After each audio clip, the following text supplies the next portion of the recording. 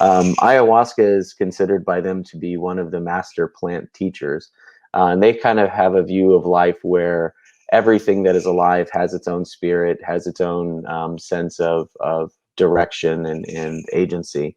And they believe that through the use or working with specific plant medicines, that we can overcome a lot of the maladies that affect us in the West. Can I pause for a second and just note that we got Brian on here who's getting Congressman Massey on, and our typical lineup includes like homeless people that believe in Bigfoot. Welcome to the Brian Nichols Show, your source for common sense politics on the We Are Libertarians Network. The Brian Nichols Show is the fastest growing liberty podcast that brings together people from all means of political thought as we seek to have meaningful conversations about the issues you care about. At the Brian Nichols Show, our goal is to leave the audience educated, enlightened, and informed. And now your host, Brian Nichols.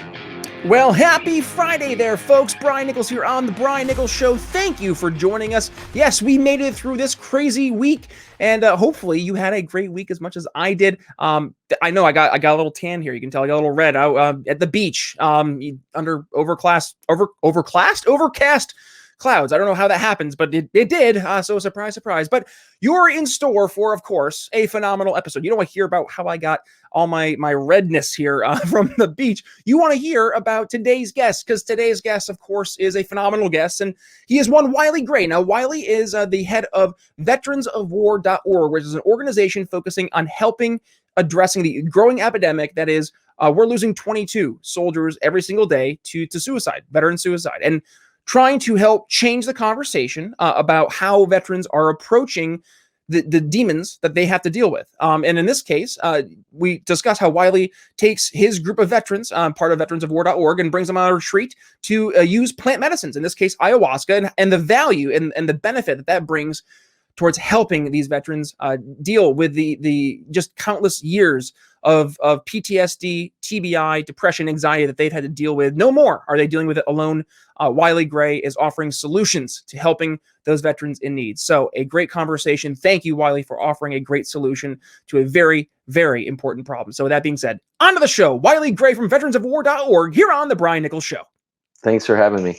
Absolutely. Thank you for joining the program, number one, and thank you for reaching out. You got to see me. I was hosting the event there from microdose.buzz, which is an amazing organization helping raise up different forms of alternative medicine to help a lot of people. And the organization, or rather the event that we were having that you took part in, was the microdoses event, the heroic dose, focusing on particularly those folks who have been impacted with PTSD, depression, anxiety, so on and so forth, those in the armed services as well as first responders. And Wyly, that is where you join us today, coming from veteransofwar.org. And you guys are out there very much in the same kind of ballpark as what microdose was focusing on in the heroic dose, and that is offering alternative forms of treatment to people in need. So let's kind of start things off here. Introduce yourself to the audience, and let's maybe dig into veteransofwar.org and a little more specifics. My name is Wyly Gray. I'm the founding director of veteransofwar.org, and what we try to do is connect veterans that are suffering from treatment-resistant depression with group psychedelic therapy. To put it pretty simply, we're in the business of preventing veteran suicide using plant medicine. Group psychedelic therapy. What is group psychedelic therapy? So what we try to do is create a program or a curriculum that fosters long-term positive outcomes in our participants, and our medicine of choice is plant medicine. And the way that we attack this problem is by providing a space for guided group therapy bi-weekly over the course of a 6-month fellowship program for participants. And over the course of that 6 months, they're able to work with a team that's sharing the goal of searching for personal healing and recovery. And a trained facilitator or coach, a curriculum designed on 4 very important foundational tenets, which are education, preparation, integration, and support. And we have a bit of a better, I think, mousetrap in that what we're doing is piggybacking off of the kind of tribal nature of the military itself, as well as the tribal lean of the medicine that we choose to work with, ayahuasca in this sense. And what we hope to do is create a space for the growth of shared neural pathways, for group identity formation, for a return to service, if that's the calling of the veterans that are participating.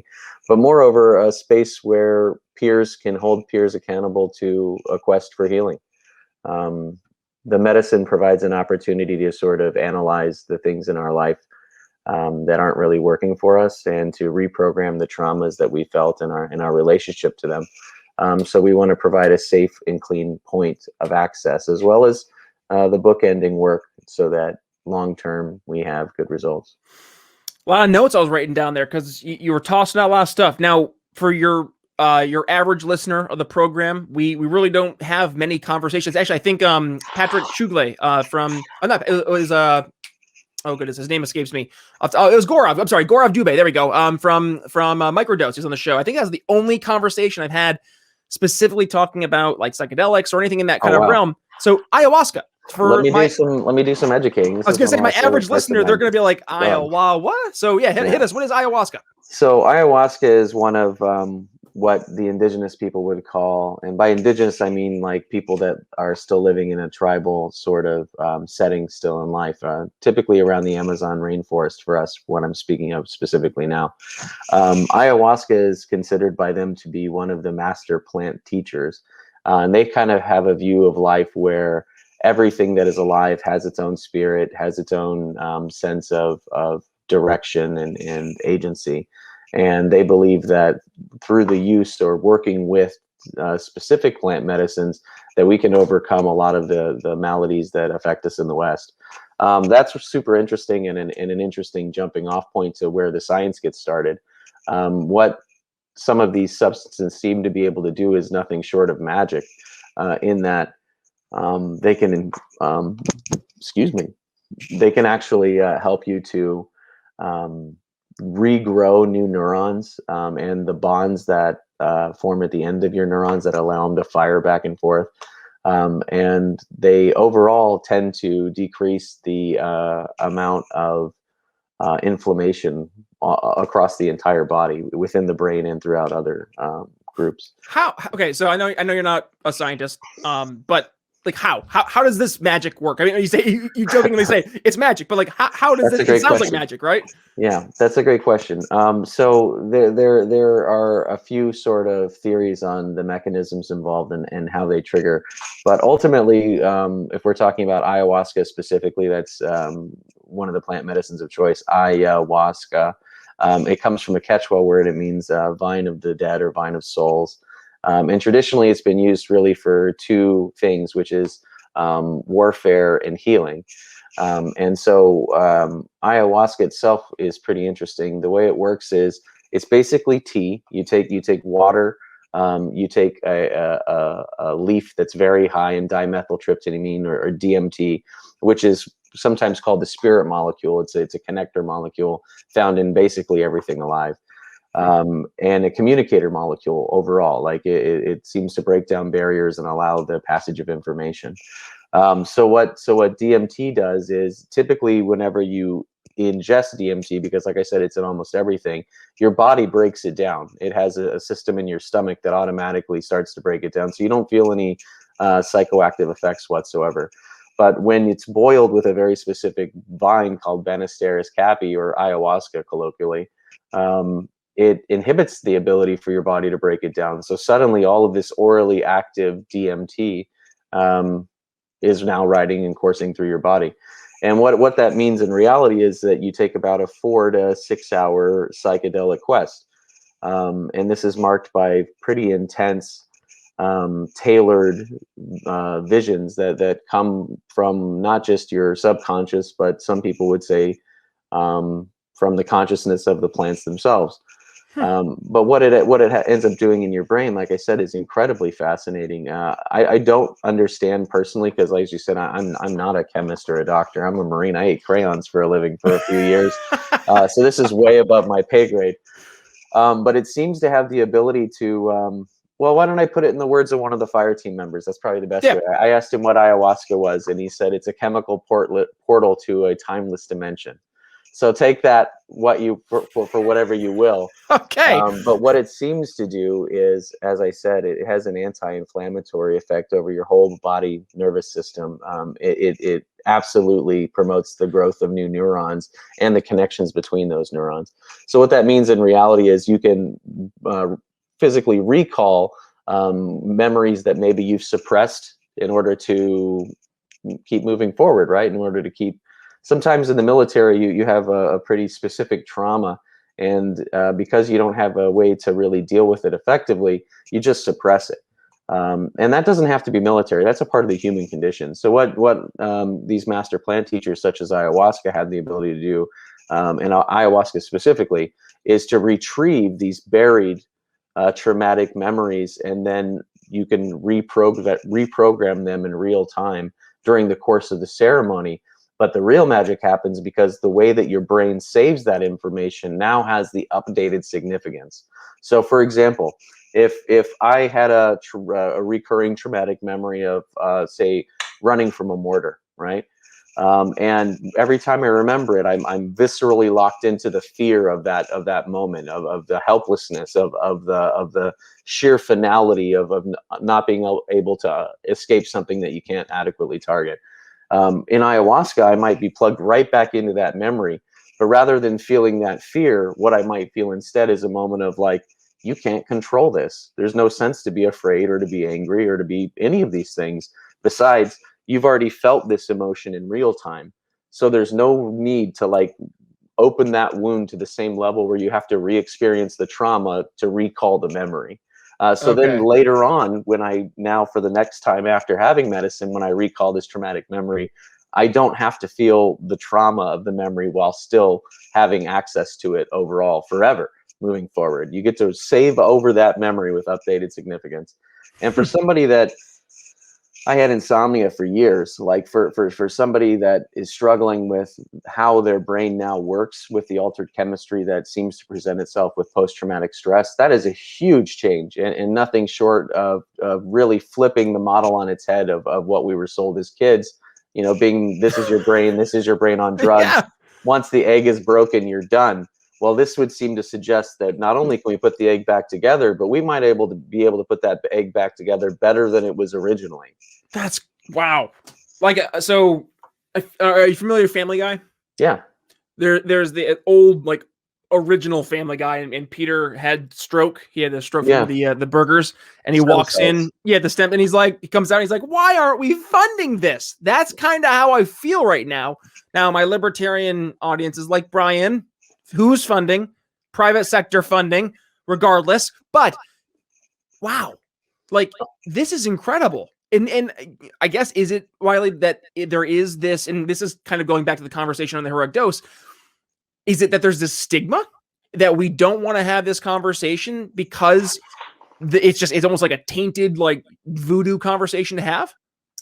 I think that's part of it. I think there are two competing narratives on the conservative side, typically, one of which is that this is a drug and drugs are evil. Propaganda has been incredibly effective over the last, 50 or 60 years. And that's something that it's going to be hard to change the narrative on. The way to do that, I think, is with data. I think that's what we're trying to do with Veterans of War, with every cohort, every group of veterans that goes through our programming. They get administered the CAPS-5, which is the gold standard sort of data tracking or analytical tool to measure the I guess the perseverance or the manifestations of PTSD. And so what we do is we give that to our veterans at the beginning, we give it to them after the ceremonies themselves, and then at a 6-month mark after the programming. And the idea there is that using data, we can refine our programming so that it meets the most, that it makes the most impact and helps the most amount of people without, betraying any sort of ethical standards that we've set up. Yeah, it's crazy to look at these things, and I really got into psychedelics as a whole after tragedy, right? And in 2017, and I think about the landscape of veteran suicide, where it's at least 20 a day. Some estimates are higher, and I'm just sick of burying my friends. It's crazy to me that we've had a solution to this for literally millennia, And of course, it makes perfect sense that we would as humans. We're very clever. You know, it took us like 2,000, 3,000 years to learn how to fly, and then 66 years to get onto the moon. Like, we're an incredibly intelligent species, and we use information well. The fear right now and the stigma isn't just so much that it's like something bad, but it's also what it could potentially mean for society. What these entheogens, these hallucinogens, these psychedelics, depending on whatever word. I like to use the word plant medicine. I think that has the right framework to it. When you use these plant medicines, they tend to dissolve the barriers that make us feel sort of like we are not connected. In fact, they just had a study last week where Israeli and Palestinian people were taking group ayahuasca. This is the first group ayahuasca study I'm aware of in the world. And Veterans of War is the only group therapy or group psychedelic assisted therapy organization in the world as well. Hey, well, really quick. Now, when you say group therapy with the ayahuasca, does that quite literally mean as a group, veterans are sitting and taking ayahuasca together? Yeah, so let me explain it. So our programming has 3 phases, and the first phase is 2.5 months, and it's bi-weekly Zoom calls, which are basically group therapy sessions, right? Those last for a couple hours each. In the first phase of the programming, all we're trying to do is build up for the participant an education on what it is they're getting into and the ability to prepare for the actual encounter itself. Also, what we're doing during that first 2.5 months is getting the group used to the other group members, creating a safe place, making sure that the container that we're trying to have this experience in is one that is sort of sacrosanct, one that you can be vulnerable in, and one that's protected. Phase 2 is medicine phase, and that's when all the veterans, we don't do anything at Veterans of War illegal anywhere we go. But because of the scheduling of ayahuasca and many other psychedelics, that necessitates us having to go out of country. So for Fireteam Alpha, for example, we're going to Costa Rica. That'll be the first time that the veteran participants, the coach, and the VAL staff member who make up Fireteam Alpha all meet each other face to face. And then over the course of those 10 days, they'll have 4 opportunities to have ayahuasca ceremonially. Then all of the participants go back to their homes of record to start phase 3. And phase 3 is really the bulk of the fellowship itself. Phase 3 is the integration and support portion, and it lasts an additional 4.5 months. So what we've tried to do is create a bookend on either side of the actual experience, and that bookend is designed in such a way to hopefully support long-term positive outcomes. Now, the experience, and I know I asked Gorov this when he was on the show, and he said it's different for every single person, and I get that, but I mean, your average person, they probably have no frame of reference, right? So, what is this kind of? Number one, it's a weird question. Like, what is it like to do DMT? But number 2, what is the sense of connective, like the connection that you refer to? What is that kind of feeling like? So Terence McKenna said a long time ago, once you kind of start doing this work, it ends up being the secret that defies its ability to be shared. What you're dealing with is a sort of encounter that not only is personally tailored, but is incredibly dependent on what your own brain's information set is also to make sense of sort of the noise. I can't speak for every hallucinogen or every psychedelic or every plant medicine and how each of them operates, though there tends to be a narrative of sort of release into the experience and flow with the experience. They all kind of have different flavors, for lack of a better term. They have different personalities. The indigenous people would tell you they're different spirits and they have different goals and states that they're seeking. I would say that each of them just simply operates differently within your mind.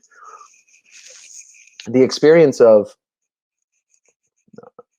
touching, I don't know how else to put this, so I try not to sound with as much gravity as it certainly was for me. But I searched my whole life all over the planet. I've been to 35 plus countries, 5 continents. I speak 3 languages. I don't say any of that to boast. Just like everywhere that I've ever went, what I've tried to do is like find God, for lack of a better term. I've always tried to find what it is that makes the other side, like what happens after death, what is all that, and how does each culture that I've been a part of define it. So whether it was from my Midwest upbringing, trying to figure it out through Lutheranism or Mormonism or the evangelical church or Catholicism, to Yemen, looking at it through the lens of Islam, or looking at it through the lens of Buddhism or Hinduism. I've really tried hard to sort of understand and find that moment, that road to Damascus moment for Paul, right? Where like everything changed. And I had that in 2019, where I had done enough work on myself that I could sort of approach this entity that was all love and all light and all accepting. I can't put it into words because unfortunately I'm just like a piece of meat pushing air through other pieces of meat. And so like at some point the limit of my ability to like actually give you useful information or a way that you can put it in your own mind is going to be hobbled.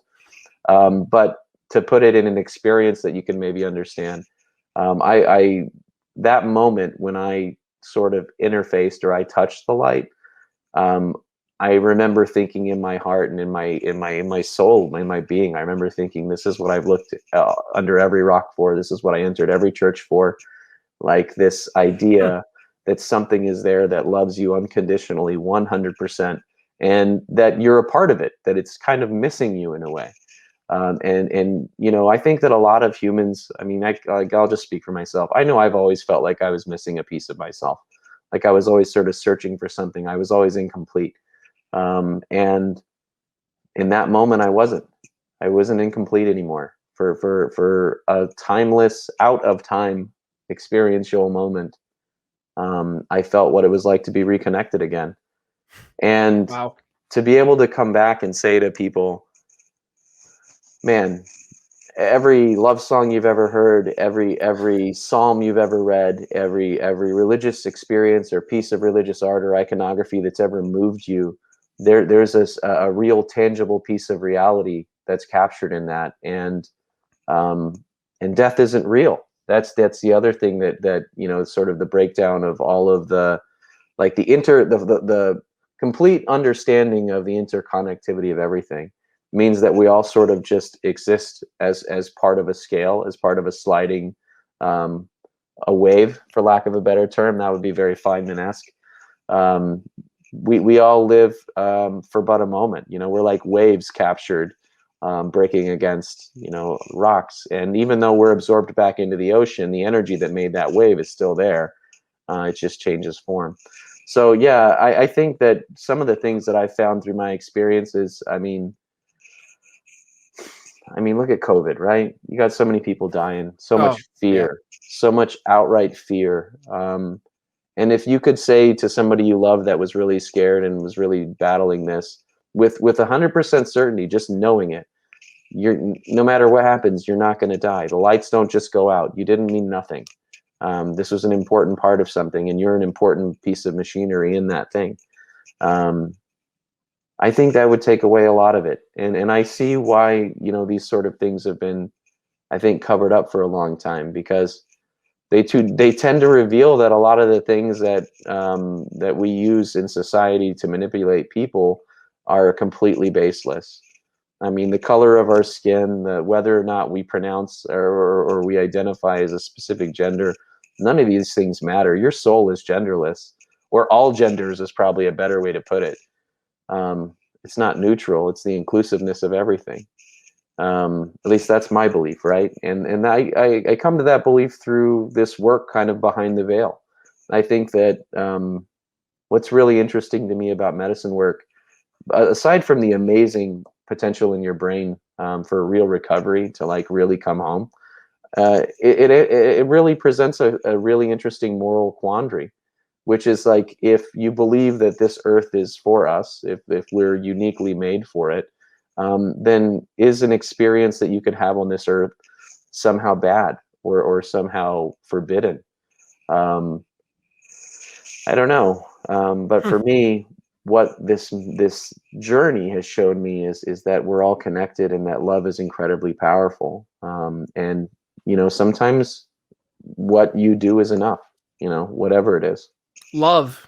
That seems to be. So did you, really quickly, I mean, it's not on topic, but maybe, I don't know. Did you watch Stephen Greer's documentary over on Amazon Prime? Mm-mm. No, you should. I think you would like it. There's two. There's Unacknowledged and then Close Encounters of the Fifth Kind, because I don't did know if watch there's Unacknowledged. okay, Yeah. you did. Yeah. Like, I don't know if there's a connection in all of this, like what you're referring to from your experiences in DMT, what he refers to in the Close Encounters of the Fifth Kind, which, no spoiler alert, but just this idea of consciousness and Yeah. the just knowing that there is this other thing. Yeah. I don't know. It definitely makes my wheels turn. And unfortunately, I mean, I want to keep going, but we're getting close to time here, Wyly. So before, I know we're getting, pressed hard to time, but I want to make sure we do talk about Operation Tree Branch, because that is something that you are focusing on. And I want to make sure that we raise that up as well, because we're definitely going to have you back on, by the way. This is a conversation that we're just at the tip of the iceberg, because I think you probably most perfectly painted the picture in terms of trying to understand what it would be like, that I've heard anywhere. So that was awesome. And I think that's something that a lot of people are going to take away and better understand and better frame of reference for the context of what this is, what we're actually referring to here, versus the stigma, to your point before, right? This is your brain on drugs. So how about this? Let's go ahead, really quickly focus on Operation Tree Branch, Wyly. So Operation Tree Branch is something that we're very proud of at Veterans of War. It's our initiative to give back to the indigenous wardens of this medicine that have kept it alive over the last couple of millennia, so that our veterans, our first responders, and that anybody that could need it would have access to it when the time was right. Through that initiative, we've been able to help the Yagua tribe specifically with more than 2,400 pounds of food and supplies during this very, I would say, specifically incredibly difficult time for them, as they were ravaged both by COVID-19 and dengue fever. Wow. Man, Wyly, well, thank you for, number one, for joining the show. Number two, for raising up awareness for, I think, the future of medicine. This is what we talked about in the heroic dose. This is where the future will be 5, 10, 15 years. And I'm ecstatic, because I'm excited to see how many lives you're going to help change. Because this is, at the end of the day, why I do what I do from a political standpoint. Why you're doing what you're doing is because we're trying to help real people. So thank Absolutely. you for that. And thank you for joining us here on today's very fun-filled episode, but also very informative episode of The Brian Nichols Show. Thank you, Brian, so much. Alrighty, folks, that's going to wrap up my conversation with Wyly Gray. Thank you, Wyly, for joining the show, and thank you for creating such an amazing solution to the problem that's out there. Now, this is what I was doing over at the Heroic Dose, which is part of Microdose.Buzz's awesome events that they sponsored back here in April, where I was the moderator for a panel where we discussed the alternative forms of medicine for military veterans who are in need of help. And this is part of the path forward. And I think it's a great chance, especially for the greater liberty world, to be an advocate. We see too often there is an unnecessary division between those who have served in our armed forces and libertarians. Those who served in our armed forces should be the easiest people to talk to, because they have seen firsthand just how horrible government power being used by people with nefarious goals, intentions can be. And they know that it needs to change. So let's talk to them. Let's help those who have already served, who are dealing with the past the terrors that they have to tackle every single day because of that. So let's not, instead of saying, oh, look what you did joining the military, how dare you? No, what are we doing? Stop that. Instead, say, we're here to help. We're going to help solve the problems that you see around right now with the veterans that are in need of help. But also, we are going to help change the conversation with active military personnel by showing that, yes, we aren't just going to be out there, calling the negatives all the time, but rather offering solutions to help out there. I think that's where we are going to find, folks, the most success. And folks out there like Wyly are leading the charge by offering solutions in the marketplace where it is so absolutely needed. So thank you for joining us on the episode. If you enjoyed the episode today, please do me a solid.